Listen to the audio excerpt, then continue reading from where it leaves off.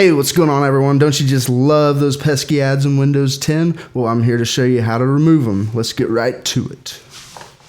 All right, the first one is the Action Center and Notifications. So we'll go to the Start and Settings right here.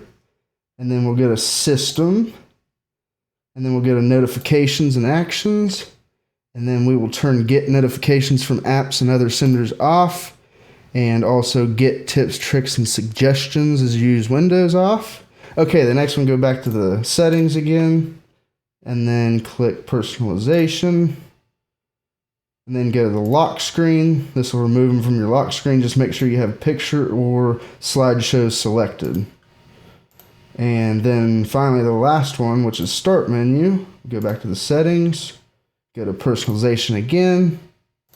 Whoops, oh yeah, and hit start, and then turn off occasionally, or wait, hold on. Where is it?